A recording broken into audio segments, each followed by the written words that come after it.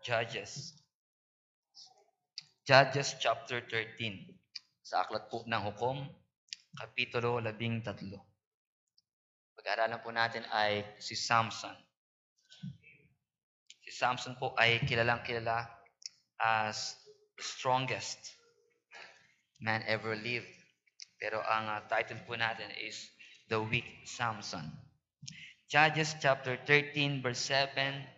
But he said unto me, Behold, thou shalt conceive and bear a son, and now drink no wine or strong drink, neither eat any unclean thing, for the child shall be a Nazarite to God from the womb to the day of his death. Tayo po ay manalangin. Ama naming Diyos na nasa langit, Panginoon, marami pong salamat sa gabing ito. Kami po ay nagpupuri, Panginoon, sa inyo at nagpapasalamat sa panibago pong pagkakataon na kami po ay mag-aaral ng inyo pong salita at inyo pong iahayag sa amin, Panginoon, ang inyo pong mensahe. Kami po, Panginoon, ay humihingi po ng tulong sa banal na Espiritu. Kayo po, Panginoon, ang manguna po sa amin. Ang buhay po ni Samson ay maging isang warning, Panginoon, sa amin ng mga Kristiyano po na nabubuhay po ngayon. Siya po, Panginoon, ay pagturo po sa amin kung paano po kami susunod, papasakop sa inyo pong kalooban. Panginoon, ang kanyang kahinaan ay maging warning sa amin at kayo po ang patuloy na maging kalakasan namin. Patawad, Panginoon, sa lahat po ng aming kasalanan. Gawin niyo po kami, Panginoon, karapat-dapat ngayong gabi. Pinupuri namin kayo muli, Panginoon, at inulwalhati sa pangalan po ni Jesus. Amen. Mahal na po ang lahat. The weak Samson. Kapag pinag-aralan po si Samson, alam po natin na siya po yung, mas malakas. Kilala po na pinakamalakas na nabuhay sa Bible. Pero ngayong gabi, titingnan po natin yung mga ibang mga bagay po na may kaugnayan sa kanya at titingnan natin yung kanya pong kahinaan. At tayo po bilang mananampalataya sa panahon po ngayon ay ito po ay maging lesson po sa atin.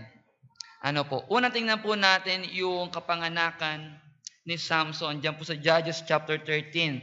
Ito po ay 3 chapter. Ang iisa-isain po natin. Chapter 13 to 16. At hinihiling ko po na tumingin po kayo sa inyo pong mga Bible kapag minsan magbibigay po tayo ng overview, babanggit po tayo ng mga verse at baka hindi po makasunod po yung ating pong projector. Judges chapter 13, makikita po natin sa verse 5 na ito pong si Manoah at ang kanyang asawa ay kinausap po ng, sabi po niya sa verse 3 is the angel of the Lord. At pagdating po sa verse 5, ito po ang sinabi, For lo, thou shalt conceive and bear a son, and no razor shall come on his head, for the child shall be a Nazarite unto God from the womb, and he shall begin to deliver Israel out of the hand of the Philistines. Makikita po natin una, si Samson po ay isang Nazarite. Hindi po siya Nazarene. Siya po ay Nazarite. Ito po ay vow. Ang Nazarene po ay isang masabi po natin na tao na nakatira po sa isang lugar. Tawag po ng citizenship. Para po nakatira po sa Nazareth. Siya po ay Nazarite. What is a Nazarite? Babalikan po natin sa Numbers chapter 6. Ang Panginoon po ay pinaliwanag po kung ano yung Nazarite sa Numbers chapter 6 verse 1 to 8. Titingnan po natin yung 2 talata po dito. Ano po ba yung Nazarite? Si Samson po ay Nazarite. Ang sabi po sa verse 2, Speak the children of Israel and say unto them, When either man or woman shall separate themselves to vow a vow of a Nazarite. Yun po yung nabanggit natin. To separate themselves unto the Lord. Yun po yung una natin makikita. Samson should separate himself unto the Lord. At mag-skip po tayo na verse hanggang verse 8. Verse 8 po mabasahin natin. All the days of his separation, he is holy unto the Lord. Yun po yung una natin makikita. A Nazarite should separate himself unto the Lord and be holy unto the Lord. Siya po ay hiwalay, kaiba ang kanya pong buhay. Verse 4, same chapter po ng Numbers chapter 6. Makikita po natin na meron pong mga Nazarite. Verse 4. Meron pong mga Nazarite na hindi po habang buhay ang pagiging Nazarite. Certain days lamang po. He shall separate himself from wine and strong drink, and shall drink no vinegar of wine, or vinegar of strong drink, neither shall he drink any liquor of grapes, nor eat moist grapes or dried. Sabi po sa verse 4, all the days of his separation shall he eat nothing that is made of the vine tree. Yun po yung gusto natin makita ron. All the days of separation. Yung all the days. No, meron pong certain days yung mga Nazarites. Pero si Samson po, titingnan po natin yung biyaya sa kanya ng Panginoon. Ito po ay makikita natin na bilang biyaya. Siya po ay hindi for certain days lamang. Diyan po sa ating binasa, Judges chapter 13, basahin po natin yung verse 5 and verse 7. Ang sabi po diyan, for the child shall be a Nazarite unto God from the womb, and he shall begin to deliver Israel out of the hand of the Philistines. From the womb pa lang, sineparate na po siya ng Panginoon as a Nazarite to separate himself and to be holy. Pagdating po sa verse 7, the second phrase, ang sabi po diyan, for the child shall be a Nazarite to God from the womb to the day of his death. No, hanggang kamatayan, yung ihiwalay ni Samson ang kanyang buhay para sa Panginoon ay naroon po and yung kanyang pangako. Ang kanya pong pagiging Nazarite ay hindi lamang po for certain days. Yan po ay panghabang buhay. So, iisa-isahin po natin yan. Bilang pong mga Kristiyano, mga kapatid, ganon din po tayo. As a born again, pinanganak po sa ating Panginoong Jesucristo, we ought to live all the days of our life separated for God. Ang isang Kristiyano po ay separates himself to God and separate to be holy unto God. Ang ganda po ng preaching kahapon ni Pastor Edwin Tan. I-share ko lang po sa inyo in connection with separation. Ang sabi niya, bakit maraming Kristiyano ang walang appetite na bumalik sa Sunday evening? Bakit walang appetite na pumunta po ng Sunday school? Kanina po, hindi po ganito karami po ang ating Sunday school. Kapag sinabi po ni Pastor Tan, tuwing Sunday, ina-announce ang Sunday school, alas 9. Pero ang darating po ay 4. Ano po? Pag kinumpare po natin ngayon yung panggabi, hindi po ganito karami kaninang umaga. Tama po mga kapatid. Wala pong appetite sa gawain ng Panginoon. Ang sabi niya, para daw pong yung bata na kumakain ng junk food. Pag kumain na ng junk food, wala nang ganang kumain talaga ng tunay na pagkain. Yun ang sabi niya. Kapag tayo po, yung buhay natin ay we are filled ng pagkain po ng mundo, wala po tayong separation from the world, tunay nga po, wala po tayong appetite para po sa Panginoon. Yun po ang sabi ni Pastor Edwin Tan. Mga kapatid, as a Christian, katulad po ni Samson, from being born again, all the days of our life, magkaroon po tayo ng separated na buhay. Ang sabi po sa 2 Corinthians chapter 6, verse 17, wherefore come out from among them, and be ye separate, saith the Lord, and touch not the unclean thing, and I will receive you. Saan po tayo masiseparate, mga kapatid?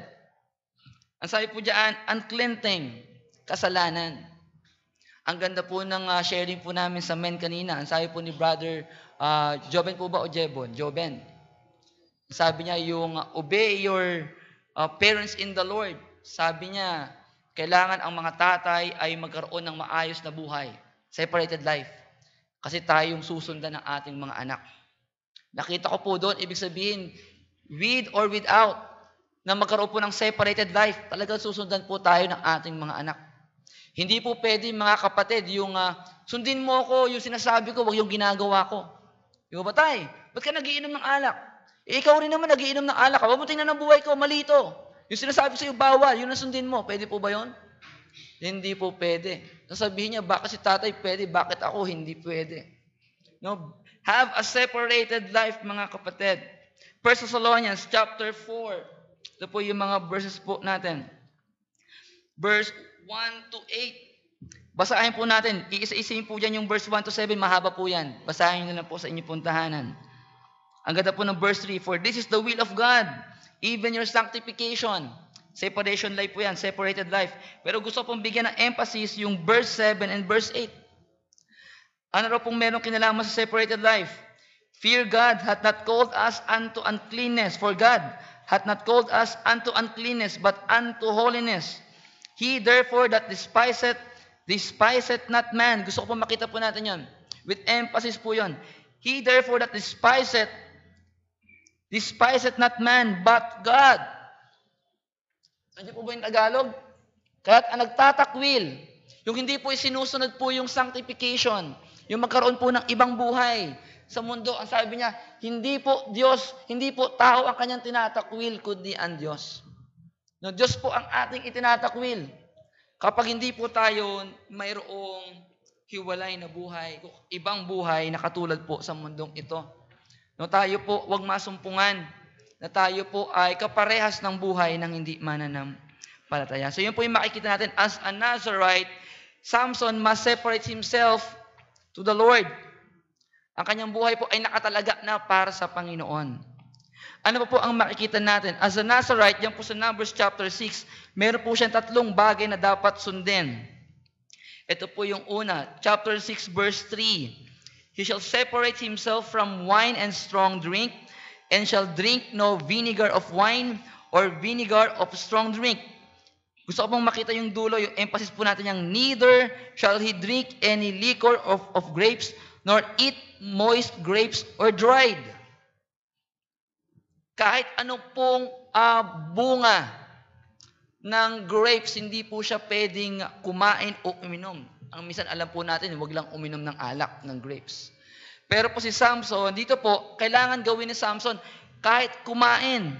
Sabi niya, nor eat moist grapes or dried. No, bawal kumain, bawal uminom kahit po yung grape juice. Hindi talaga siya pwedeng kumain. Hindi lang po grape wine. Fruit of the vine, hindi po siya pwedeng mag-participate. That is the first. Titingnan po natin mamaya yan po sa buhay ni Samson. Chapter 6, verse 5. Pangalawa niyang hindi niya dapat gawin, all the days of the vow of his separation, there shall no razor come upon his head. Kapag Nazarite po, ano po ang kanyang buhok? Mga kapatid, mahaba.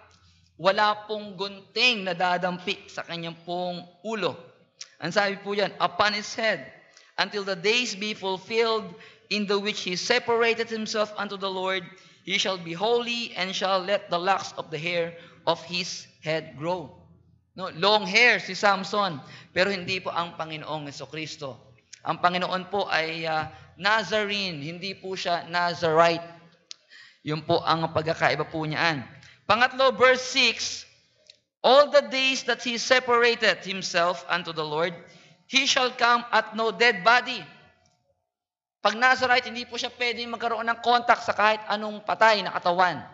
Ito man po ay hayop, ito man ay tao, sa kahit anong patay po na katawan, hindi po siya pwedeng magkaroon ng contact. So yan po yung 3 bagay na makikita po natin bilang Nazarite. Titingnan po natin mamaya yan. Pero puntahan muna po natin yung tinatawag po na long hair. No, yung sabi sa verse 5 that no razor come upon his head. Ano po ba yung ibig sabihin ng long hair? Ang ibig sabihin po ng mahaba ang kanyang buhok, that I am submitting to God and God's authority. I recognize my weakness, but I recognize God's strength. Yan po yung principle po nung hair. Kaya sabi niyan, he must separated himself unto the Lord. No, yan po yung principle na makikita po natin sa 1 Corinthians chapter 11. Kung bakit po meron pong mga mahabang buhok. Sa panahon po ba ngayon, ang Kristiyano po ba dapat ay mahaba ang buhok? 1 Corinthians chapter 11, makikita po natin yung kaibahan sa babae at sa lalaki. Yun po yung principle po natin makikita. Submission. Verse 14 and verse 15, that not even nature itself teach you that if a man have long hair, it is a shame unto him. Hindi raw po dapat mahaba ang buhok ng lalaki. Yan daw po ay kahihiyan sa kanya. Verse 15, but if a woman have long hair, it is a glory to her, for her hair is given her for a covering. Pag tinignan niyo po paatras yan mga kapatid, makikita niyo po sa verse 12, for as the woman is of the man, even so is the man also by the woman, but all things of God. Pagdating po sa verse 3, diyan po sa same chapter, sabi ko sa inyo, magbubukas po kayo ng Bible, but I would have you know that the head of every man is Christ, and the head of the woman is the man, and the head of Christ is God. No, pinapakita po yung order ng Panginoon. Hindi po sinasabi diyan kung sino po yung nakahihigit. Ito po ay nagbigay po ang Panginoon ng order. Ano po? At bakit ang lalaki daw po ay hindi dapat magmahaba ang buhok? Verse 7. For a man indeed ought not to cover his head, for as much as he is the image and glory of God, but the woman is the glory of the man. So ano po makikita natin dito? Bakit po magsasubmit ang babae? Bakit po siya maglo-long hair po ang babae?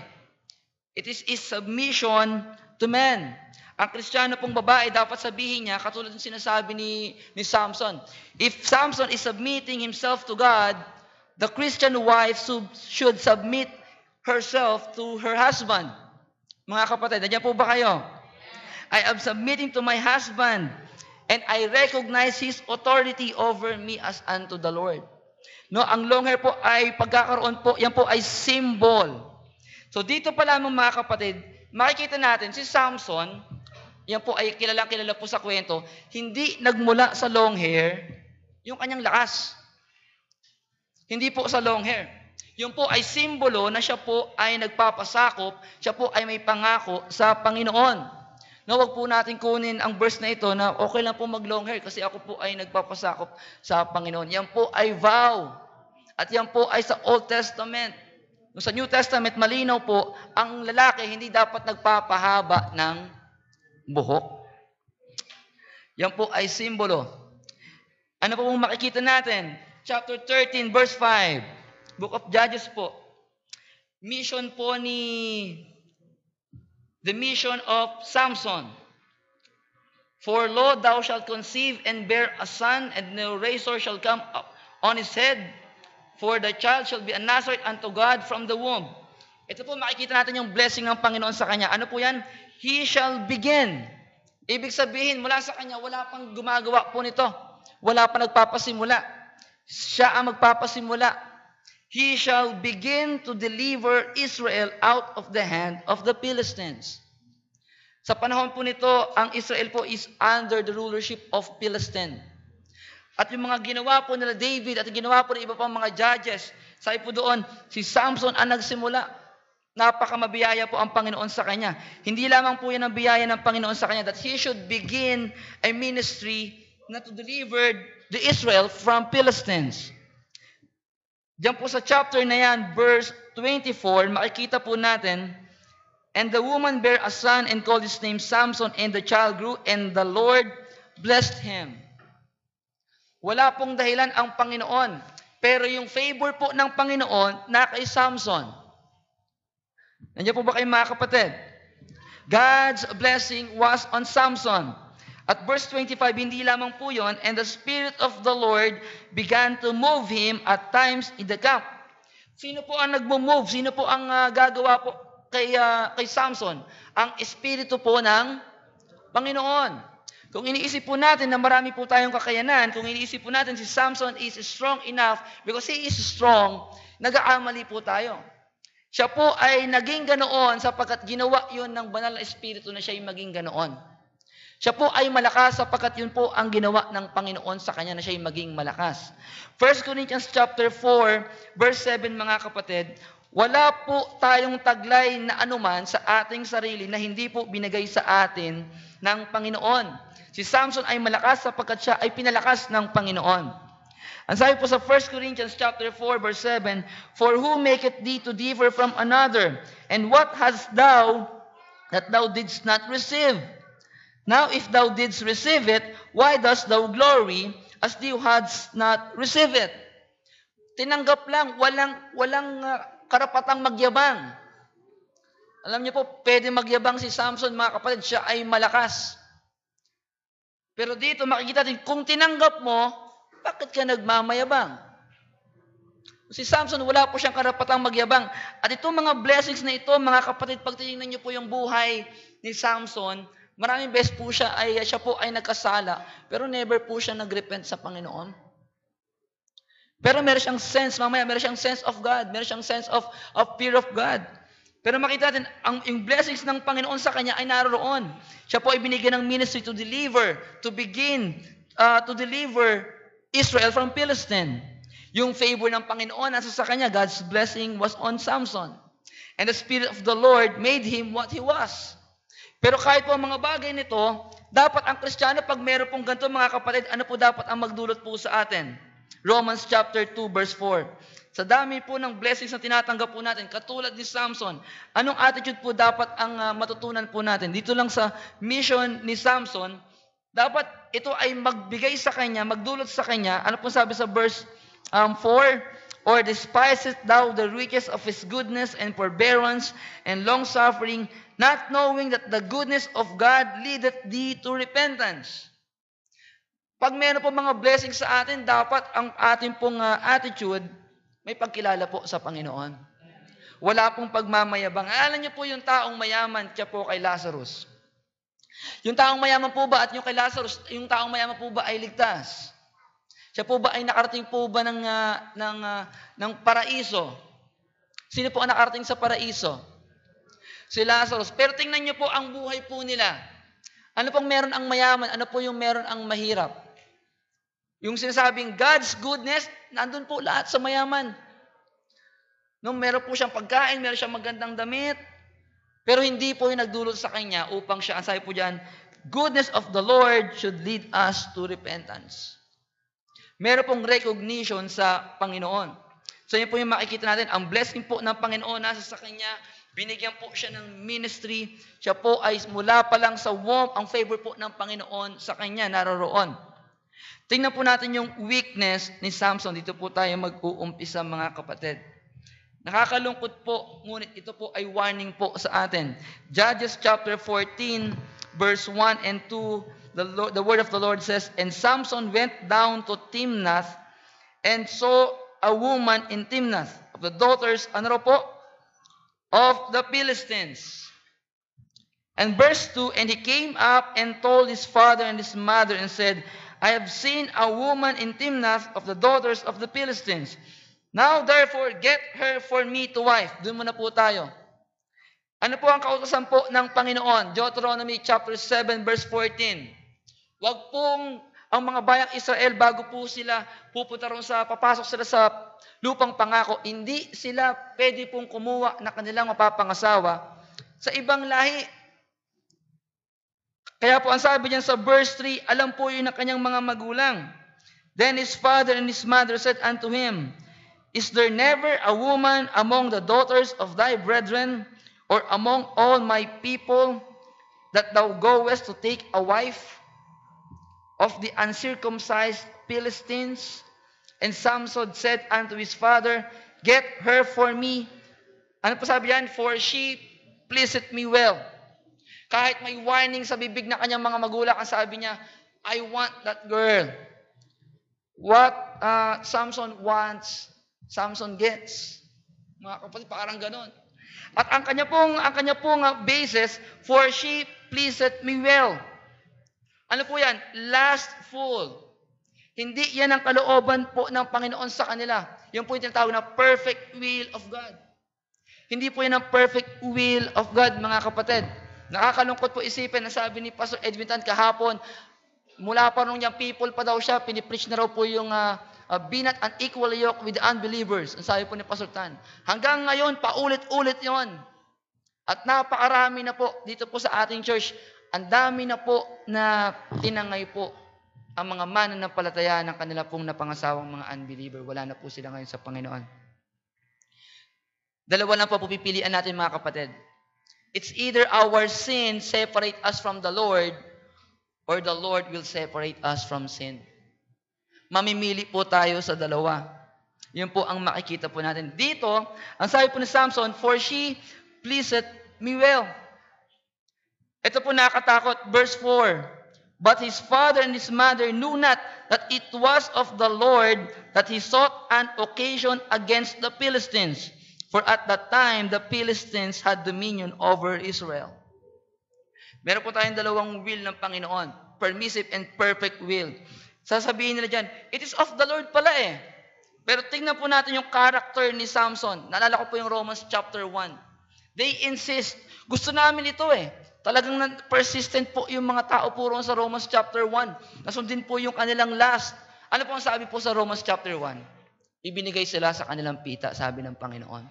Tingnan niyo po yung mga character po ni Samson. Bago po natin i-judge itong verse number 5. Tingnan po natin yung yan pong chapter po na yan, verse 5. Yan po sa verse 5 muna po. Then went Samson down and his father and his mother, ito po yung kanina binanggit natin, to Timnath and came to the vineyards of Timnath. Una po natin yung character muna po ni Samson. Ano po nakita natin sa Numbers chapter 6? Hindi po siya pwedeng uminom, hindi siya pwedeng kumain, tuyuman o yung moist fruit of the vine. Pero ano pong ginagawa niya? Sabi po yan, he came to the vineyards of Timnath. Hindi pa lang po yan. Chapter 14, dyan din po, verse 9. And he took thereof in his hands and went on eating and came to his father and mother and he gave them. And they did eat, but he told not them that he had taken the honey out of the carcass or dead body, sabi po dyan, of the lion. Alam niyo po, babalikan na naman natin yung Numbers chapter 6. Bawal siya magkaroon ng contact sa kahit anong patay na katawan. Ano pong makikita natin? Si Samson po, for so many times, siya po, alam niya yung kanyang ginagawa. Nung sinabi ng Panginoon, flee from fornication, tayo po ay tumakbo, papalayo sa kasalanan. Si Samson po, he ran into it. Tingnan niyo po itong chapter 16, verse 1. Mag-skip lang po ako. Then went Samson to Gaza, and saw there an harlot, and went in unto her. Yan po ay, ang ibig sabihin po niya sa Tagalog, at sinipingan. Hindi po siya tumatakbo sa kasalanan. Si Samson po yung character niya, siya yung tumatakbo, hindi pa palayo, papalapit.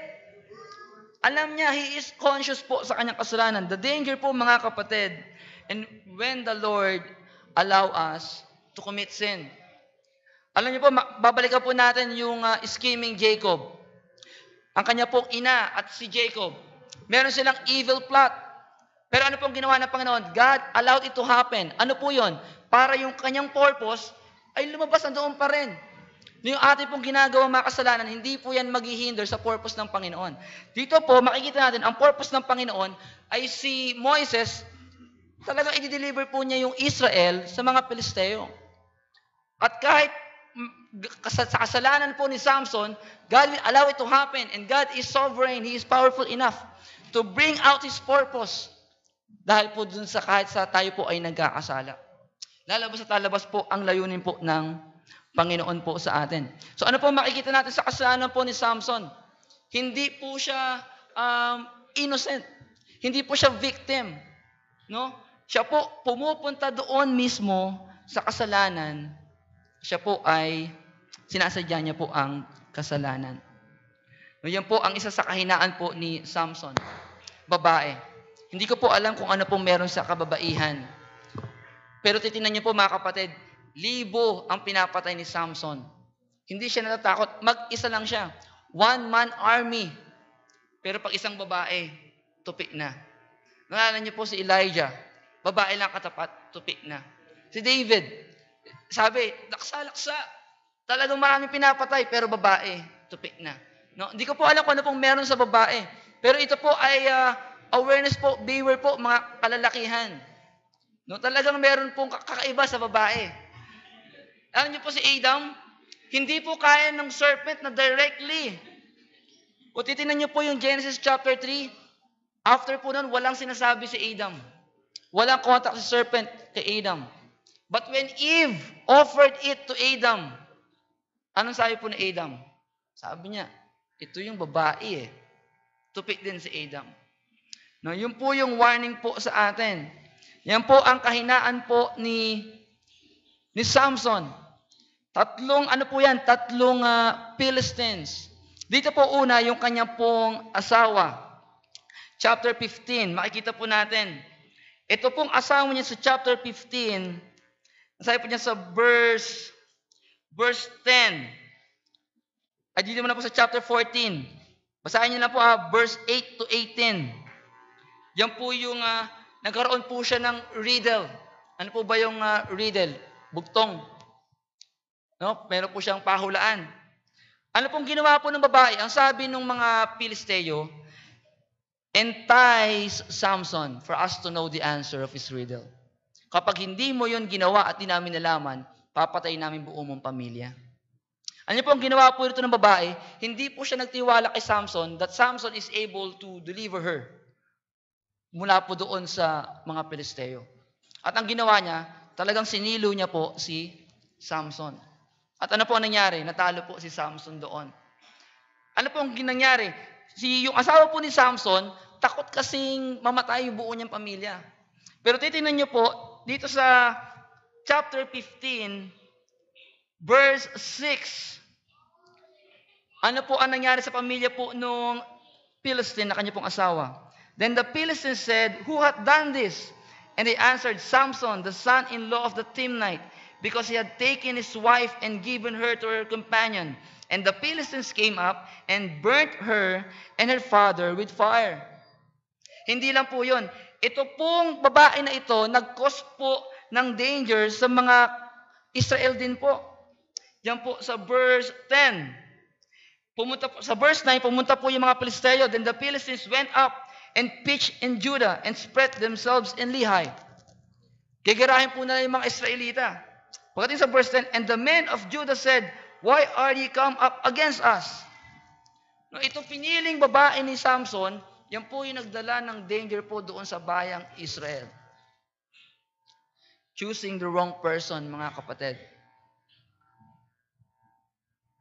At ano po ang nangyari? Then 3,000 men of Judah went to the top. Ito po, dinala po si Samson doon po sa mga Pilisteo. Tinali po siya. Pero alam po natin ang nangyari. Yun po, pinatay ni Moises ang lahat po ng mga Pilisteo. Gamit po yung tinatawag na panga o jawbone. Choosing a wrong person ay magdadala po sa atin, mga kapatid, ng mga hindi po kalooban po ng Panginoon. Hindi lamang po yun. Tingnan po natin ito. Kung meron pong mga kahinaan, mag-skip lang po ako. Meron din pong magandang ugali po si Samson. Baka siya pinili ng Panginoon. Same chapter, verse 18. Chapter 15, verse 18. Ano naman po ang magandang makikita natin kay Samson? And he was sore athirst and called on the Lord and said, "Thou hast given this great deliverance into the hand of thy servant, and now shall I die for thirst and fall into the hand of the uncircumcised." Kahinaan niya po babae, totoo po yun. Pero makikita po natin sa verse 18, yung tatlo pong S. Nilagay ko po ito, puro S. Una po, sabi niya, and called on the Lord. No, meron po siyang sense of prayer kapag siya po ay nangangailangan. He called on the Lord. At hindi lamang po yun. Ito po yung maganda kay Samson. Ang sabi niya, "Thou hast given this great deliverance." Ano po yun yung word na thou? Ang tinutukoy niya po ang ating Diyos.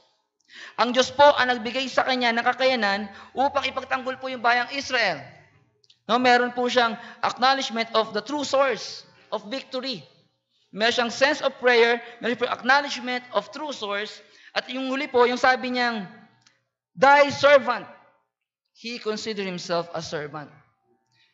Pero kahit po ganito, makikita ng mga kapatid, ano po ang mga kulang kay Samson? Wala po siyang tunay na total separation. Siya ay Nazarite, pero makikita po natin, mga kapatid, hinawakan niya yung pinatay niyang lion. At alam niya yon na bawal yon. Kaya hindi niya sinabi sa kanya pong mga magulang. Pangalawa, alam niyang hindi siya pwedeng kumain ng bunga po ng vineyards, pero doon siya napunta. Makikita po natin na tayo po ay nauhulog sa tukso. Hindi po tayo pumupunta doon sa lugar po ng tukso. Magkaiba po yun, mga kapatid. Magkaiba po yung to be presented sa temptation, magkaiba yung we entered into that temptation. Yan po yung makikita natin po sa kanya. Wala po siyang total separation. Wala rin po siyang total submission sa Panginoon. No, mayroon siyang long hair, nagsisymbol ng to be submissive sa Panginoon. Pero ang kanya pong pinili, 3 babae na Pilisteo. At sa dulo nga po nun, yung pangatlong babae, kilala po natin yung pangatlong babae. Sino po yung pangatlong babae, mga kapatid? Si Delilah. Judges chapter 16, verse 4. And it came to pass afterward that he loved a woman in the valley of Sorek, whose name was Delilah. Ano po ang makikita natin kay Delilah? Si Delilah po ba, mahal niya po ba si Samson sa palagay niyo, mga kapatid? Tignan natin, verse 6. And Delilah said to Samson, Tell me, I pray thee, wherein thy great strength lieth, and wherewith thou mightest be bound to afflict thee. Gusto ko po makita po natin yung susunod po ng mga verses. And Samson said unto her, If they bind me with 7 green wheats that were never dried, then shall I be weak and be as another man. Alam niyo po ba kung ilang beses nag-try po si Delilah para malaman ang kahinaan po ni Samson? 3 beses. At pagdating po doon sa, hindi ko po yung verse po na yun eh. Verse 15 to 17. Tingnan niyo po ito. And she said unto him, How canst thou say, I love thee, when thine heart is not with me?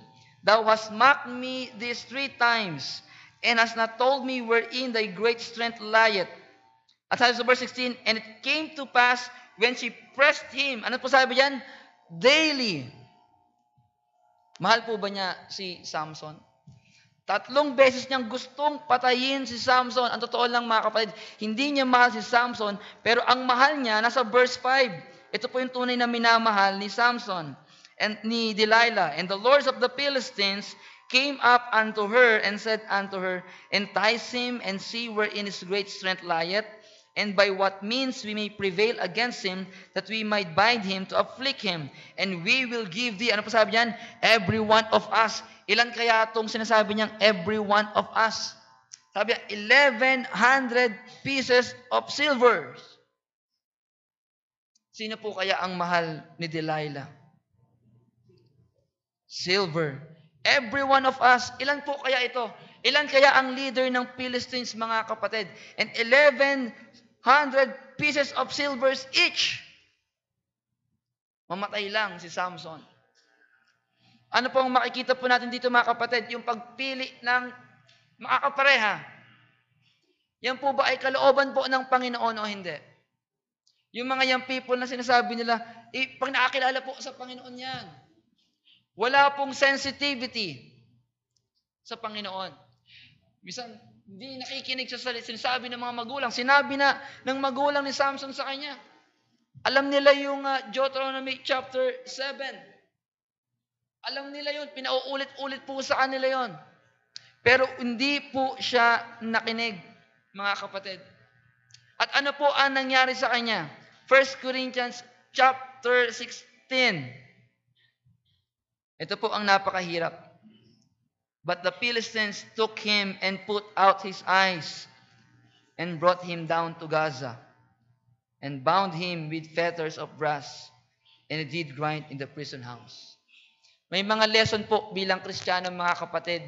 Kung hindi natin matututunan sa madaling paraan, we will learn it in a hard way. Tingnan niyo po yung mga ginawa po sa kanya. Verse 21. Put out his eyes and bound him with fetters of brass. Mababasa niyo po dyan yung word na sports.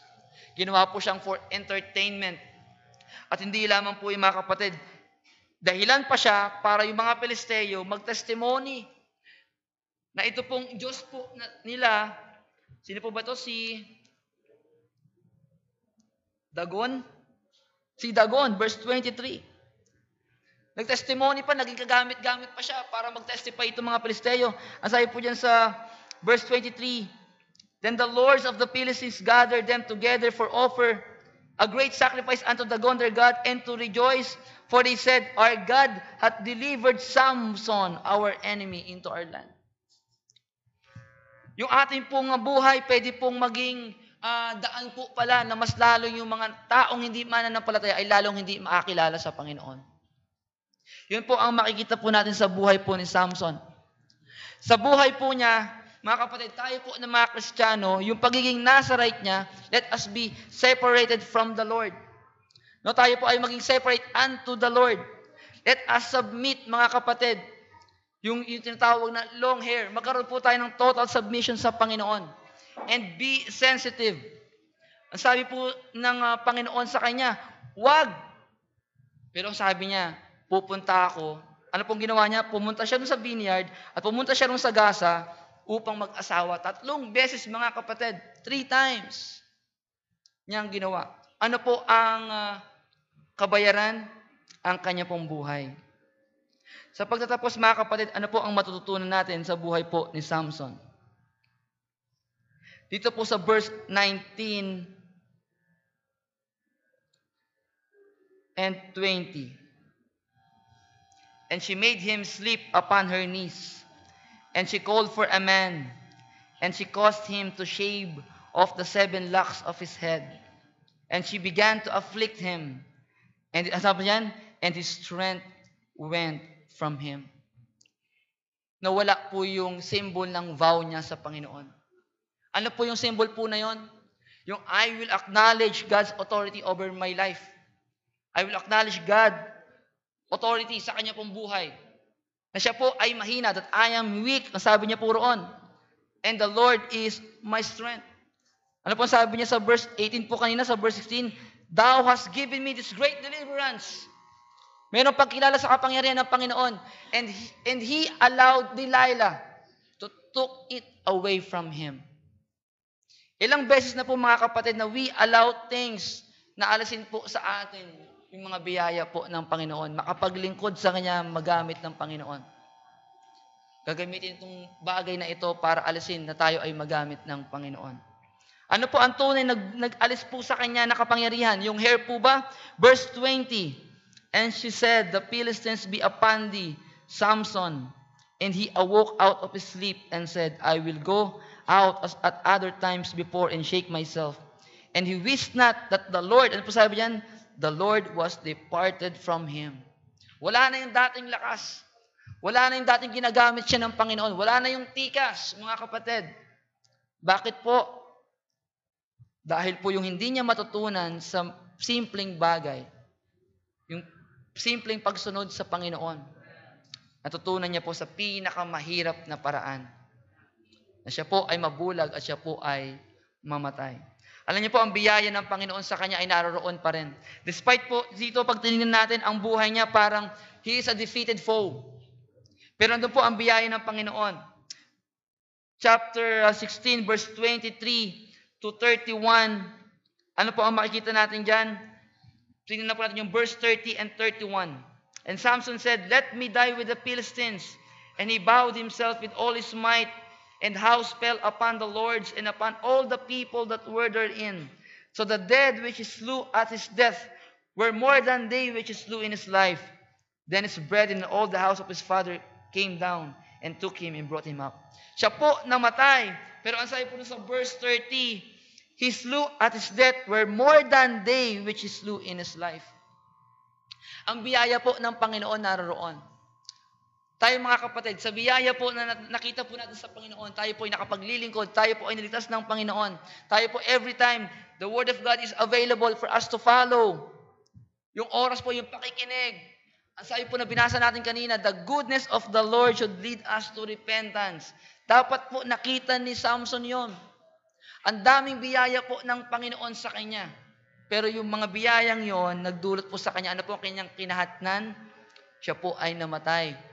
He learned the lessons in a hard way. Mga kapatid, simple po ang mensahe po natin ngayong gabi. Yung mga preaching po kaninang umaga, yung mga preaching po every Sunday, simple lang po yan. Sinasabi nga nila, yung mga matandang Kristiyano, sabi po ni Pastor kanina, ano yun na naman, magisimba na naman. Nung dati po ako may nabisita na matanda, sabi niya, may bago na ba tinuturo si Pastor? Wala naman po. Yun din po yung doktrina na tinuturo po ng salita ng Panginoon. Wala palang bago, hindi na ako pupunta. Pag may bago, sabihin mo sa akin, pupunta na ako. Yun po ang sabi niya gano'n. Ibig sabihin, alam niya na lahat, parang gano'n. Old Christian na po siya yung nakausap ko po Kung walang bago tinuturo si Pastor, di na ako pupunta. Yun po, simple, ang payak po ang salita ng Panginoon upang ating sundin. Gaya po ni Samson, yan po ay bantad sa atin. Pero kung di po natin susundin, we do not have this sensitivity, submission. At yung pinakauna po ay yung separation life. We will learn God's word in a hard way. Tayo po ay tumayo, tayo po ay manalangin sa Panginoon.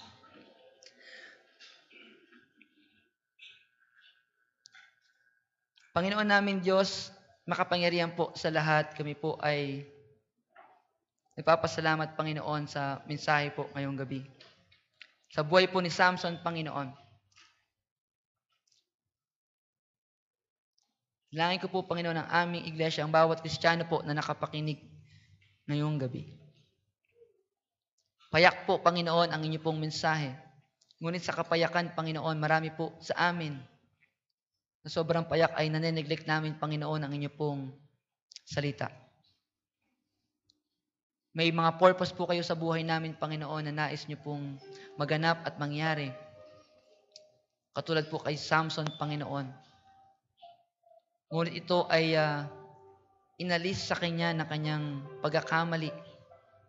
Na kahit alam niya, Panginoon, ang mga kasalanang ito, nagpupunta siya, sinasadya niya. At sa katapos-tapusan nga, Panginoon, only 20 years of ministry, hinayaan niya na si Delilah, alisin ang pagkakataon na siya po ay makapaglingkod sa inyo. Dalayan ko po, Panginoon, ng mga young people namin. They have their options. Their time to decide, to think, to ponder your word. Piliin, Panginoon, ano po ba susundin namin? It's either we choose sin that will separate us from the Lord, or we will choose you, Lord, that you will separate us from sin. Ang kasalanan ito ni Samson, Panginoon, ay nagdulot po sa kanya ng destruction. Panginoon, payak po ang inyo pong salita ngayong gabi. Not by man's persuasion, words of persuasion, but by the Spirit, dalangin namin, Panginoon, na magkaroon po ng bigat ang mensahe ngayong gabi. Na kayo po ay uuwi, Panginoon, magkakaroon po ng pagbabago po sa aming pagtingin sa inyo pong salita. Bigat, appetite na magkaroon, hanapin ang inyong salita. Sundin ito, Panginoon.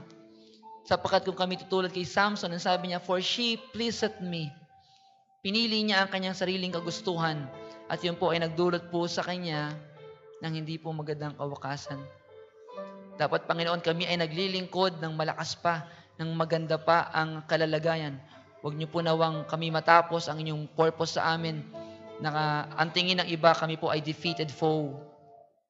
Ngunit dalangin po namin ang buhay namin. Matapos, mamatay, na-fulfill namin ang purpose po ninyo, na kayo po ang naluluwalhati at hindi po ang ibang Diyos-Diyosan o paniniwala ng iba. Salungat sa inyo pong salita. Pinupuri namin kayo, Panginoon, at pinasalamatan ngayong gabi. Salamat, Panginoon, sa inyo pong pakikisama. Sa maikling oras po ng pag-aaral ng inyo pong salita. Sa pangalan po na Jesus, pamindalangin. Amen.